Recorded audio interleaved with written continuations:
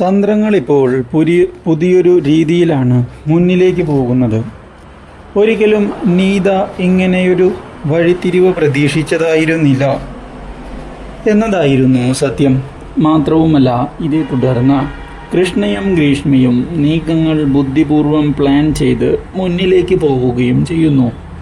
ഇതിൻ്റെ ഭാഗമായി ഗ്രീഷ്മ ആദ്യം ചെന്നിരിക്കുകയാണ് ഇപ്പോൾ മീനാക്ഷിയുടെ വീട്ടിലേക്ക്. അവിടെ വെച്ച് കാര്യങ്ങൾ സംസാരിക്കുകയും ചെയ്യുന്ന ഗ്രീഷ്മ മുത്തച്ഛനെയും മുത്തശ്ശിയെയും ഒന്ന് കാണണം എന്ന് വിചാരിച്ചിട്ട് കുറച്ച് നാളായി. ഇപ്പോഴാണ് തിരക്കിനിടയിൽ ഈ ഒരു അവസരം വന്നു കിട്ടിയത്. അതോടെ ഞാനിവിടേക്ക് കുതിച്ചു വരികയായിരുന്നു. മോള് വന്നത് നന്നായി. ഞങ്ങളും ഇവിടെ ഒന്ന് ബോറടിച്ചിരിക്കുകയായിരുന്നു. ഇനിയിപ്പോൾ മോളുള്ളതുകൊണ്ട് കാര്യങ്ങൾ നല്ല രീതിയിൽ മുന്നിലേക്ക് പോകുമെന്നാണ് ഞങ്ങൾക്കും വിശ്വാസമുള്ളത്. അതിനെന്താ, ഞാൻ നിങ്ങളുടെ കൂടെ സമയം ചെലവഴിക്കാൻ തന്നെയാണ് വന്നത്. എത്ര നാളായി. അതുകൊണ്ട് തന്നെ എനിക്കൊരു പ്രശ്നവുമില്ല. ഇന്ന് വേണമെങ്കിൽ ഫുൾ ഡേ ഇവിടെ തന്നെ നിൽക്കാം എന്നാണ് വിചാരിക്കുന്നത്. ഇത് കേട്ടതോടെ വളരെയധികം സന്തോഷിക്കുകയാണ് ഇപ്പോൾ തുളസീധരൻ. ഇതേ സമയമാണ് അവിടേക്ക് കൃഷ്ണ വരുന്നത്. കൃഷ്ണയെ കണ്ടതോടെ തുളസീധരനും ഭാര്യയുമൊന്ന് ഞെട്ടിപ്പോവുകയാണ്. ഇവളിനി വേറെ വല്ല വള്ളിയുമായിട്ടാണോ കടന്നു വരുന്നത് എന്ന ചോദ്യമാണ് മുമ്പിലിപ്പോൾ ബാക്കിയാകുന്നത്. ഇതോടെ സംശയ ദൃഷ്ടിയോടെ അവർ കൃഷ്ണയെ നോക്കുന്നു. കൃഷ്ണ അപ്പോൾ മുന്നിലേക്ക് വന്ന് എന്താ, എന്നെ മനസ്സിലായില്ലേ? കൃഷ്ണയെ മനസ്സിലാകാതിരിക്കാൻ എന്താ? പഴയ കാര്യങ്ങളൊന്നും ഞങ്ങളങ്ങനെ മറക്കുന്ന ആളുകളല്ലല്ലോ. അതിനെന്താ, പഴയ കാര്യങ്ങളൊക്കെ ഇപ്പോൾ ഓർമ്മിപ്പിച്ചിട്ടും വലിയ ഉപകാരമൊന്നുമില്ലല്ലോ. കാര്യങ്ങൾ അങ്ങനെ പോകട്ടേന്നേ. പക്ഷേ ഞാനിപ്പോൾ വന്നത് നല്ലൊരു സമയത്താണല്ലോ.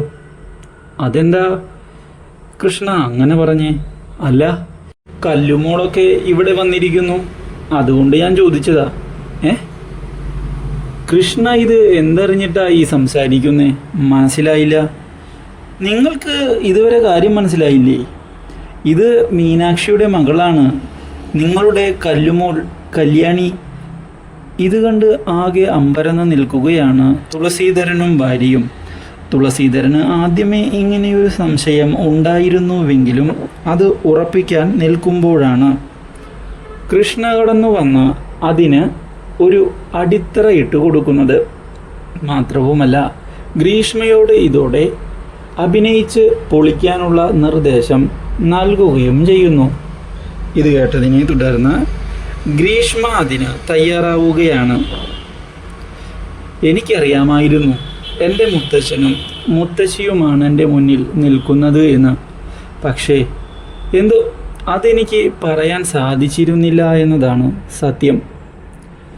മോളെ കണ്ടപ്പോൾ ഞങ്ങൾക്കും അങ്ങനെ തന്നെയാണ് തോന്നിയത്. ഞങ്ങളുടെ മീനാക്ഷിയുടെ മകൾ മുന്നിൽ വന്ന് നിൽക്കുന്നത് പോലെ. പിന്നെ എങ്ങനെയാണ് കാര്യങ്ങൾ പെട്ടെന്ന് നിന്നോട് പറയുക എന്ന ഒരു സംശയം മാത്രമാണ് മുന്നിലുണ്ടായിരുന്നത്. അതുകൊണ്ടാണ് ഞങ്ങളും ഒന്ന് മടിച്ചു നിന്നത്. അല്ലാതെ മോളോടുള്ള ദേഷ്യം കൊണ്ടൊന്നുമല്ല കേട്ടോ. ഇത് കേൾക്കുന്ന കൃഷ്ണ ഇനിയിപ്പോൾ മീനാക്ഷി കൂടി കല്യാണിക്കുട്ടിയെ കണ്ടാൽ വളരെയധികം സന്തോഷമാകും. പഴയ ദേഷ്യമൊന്നും നിങ്ങളിപ്പോഴും മനസ്സിൽ വയ്ക്കുകയില്ല എന്നാണ് ഞാൻ പ്രതീക്ഷിക്കുന്നത്. മുകുന്ദേട്ടൻ്റെ മോള് ഇവിടേക്ക് വന്നതിൽ ഞങ്ങൾക്കും ഒരു പ്രശ്നമൊന്നും ഇല്ല കേട്ടോ. ഇത് കേട്ടതോടെ അതിനെന്താ, മീനാക്ഷിയോട് ഈ കാര്യം അറിയിക്കണമെന്ന് വിചാരിച്ചിട്ട് കുറേ നാളുകളായി. മീനാക്ഷിക്കും തൻ്റെ മകളെ കാണണം എന്നുള്ള ആഗ്രഹമുണ്ട്. അതിനുള്ള അവസരം ഒരുക്കാനുള്ള തീരുമാനം ഇതോടെ ഞങ്ങളും എടുക്കുകയാണ്. ഇനി എന്തായാലും കാര്യങ്ങൾ വൈകിക്കാൻ പാടില്ല. ഇത്രയും നാൾ അവൾ കാത്തിരുന്നത് ഈ ഒരു കണ്ടുമുട്ടലിന് വേണ്ടി മാത്രമാണ്. അതുകൊണ്ട് തന്നെ അവൾ വളരെയധികം സന്തോഷിക്കും എന്നുള്ള കാര്യത്തിൽ ഒരു സംശയവും ഇല്ല ഞങ്ങൾക്ക്. എന്തായാലും കൃഷ്ണ വന്നത് നന്നായി എന്നാണ് ഞങ്ങൾക്ക് പറയാനുള്ളത്. അതിനെന്താ, ഇന്നല്ലെങ്കിൽ നാളെ നിങ്ങൾ മീനാക്ഷിയുടെ മകളെ കണ്ടുമുട്ടുക തന്നെ വേണം. എത്ര നാളെന്ന് വെച്ചാൽ ഇങ്ങനെ അകന്നു കഴിയുക? അത് ശരിയല്ലല്ലോ.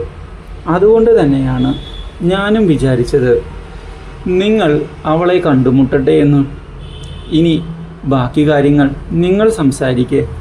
ഞാൻ എന്തായാലും ഇവിടെ ഒരു കട്ടുറുമ്പായി നിൽക്കുന്നില്ല എന്ന് പറഞ്ഞു പോയതോടെ കൃഷ്ണ ഗ്രീഷ്മയ്ക്ക് കോൺഫിഡൻസ് നൽകുകയാണ്.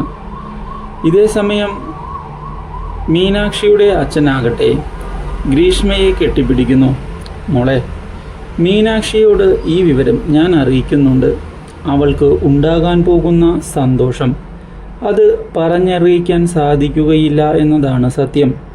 കാരണം അത്രയധികം നാളായി നിന്നെ കാണണം എന്നുള്ള ആഗ്രഹത്തിൽ മുന്നിലേക്ക് അവൾ പോകുന്നു. ഇപ്പോഴാണ് അവൾക്ക് അതിനുള്ള ഒരു അവസരം വീണ് കിട്ടിയത് എന്നതാണ് സത്യം. അതുകൊണ്ട് തന്നെ ഇനി ഒരു പ്രശ്നവും ഇല്ല. ഇത് കേട്ടതിനെ തുടർന്ന് ഗ്രീഷ്മയ്ക്കും സന്തോഷമാവുകയാണ്. കോടികളാണ് ഇനി സ്വന്തമാക്കാൻ പോകുന്നത്. അതുകൊണ്ട് തന്നെ അഭിനയം തകർക്കുക തന്നെ വേണം എന്ന് അവൾ ഉറപ്പിക്കുന്നു. ഇതിനിടയിലാണ് മുത്തച്ഛനെ നീത ഫോൺ ചെയ്യുന്നത്. പക്ഷേ അവർ ഫോൺ എടുക്കുന്നില്ല. നീതയ്ക്ക് ടെൻഷനാവുകയാണ്. സൂരജേട്ടാ, എന്തുകൊണ്ടാണ് അവർ ഫോൺ എടുക്കാത്തത്? അല്ല, അവരെന്തെങ്കിലും ബിസി ആയിരിക്കും നീത, അതുകൊണ്ടായിരിക്കും. അങ്ങനെയൊന്നുമല്ല സൂരജേട്ടാ, അവർ വയസ്സായവരല്ലേ. എന്തെങ്കിലും അവർക്ക് സംഭവിച്ചിട്ടുണ്ടെങ്കിലോ? നിനക്ക് അവരെ ഇപ്പോൾ പോയി കാണണോ? കണ്ടാൽ കൊള്ളാമെന്നുണ്ട് സൂരജേട്ടാ. വയസ്സായതുകൊണ്ട് എനിക്ക് മനസ്സിലൊരു പേടി. എന്നാൽ ഇനി പേടിക്കൊന്നും വേണ്ട. വാ, നമുക്ക് പോയിട്ട് വരാം. കാര്യങ്ങൾ എന്തായി എന്ന് അറിയുകയും ചെയ്യാമല്ലോ. ഇതോടെ സൂരജും നീതയും യാത്ര തിരിക്കുകയാണ് മീനാക്ഷിയുടെ വീട്ടിലേക്ക്. അവിടെ വെച്ച് മീനാക്ഷിയെ കണ്ടതിനെ തുടർന്ന് തുളസീധരൻ വളരെയധികം സന്തോഷിക്കുകയാണ്. ആ, രണ്ടാളും വാ, കുറച്ച് നാളായല്ലോ കണ്ടിട്ട്. ഞാൻ മുത്തച്ഛനെ ഫോൺ ചെയ്തിരുന്നു. മുത്തച്ഛൻ ഫോൺ എടുത്തില്ല. അത് എന്തുകൊണ്ടാണ് എന്ന് അറിയാൻ വേണ്ടി വിളിച്ചതാ. അയ്യോ, ഫോൺ സൈലൻറ്റിലായിരുന്നു. ഞങ്ങളത് മറന്നുപോയി. പിന്നെ ഇവിടെ ഒരു സന്തോഷ വാർത്ത സംഭവിച്ചു കേട്ടോ. സന്തോഷ വാർത്തയോ? അതെന്താ മുത്തച്ഛ?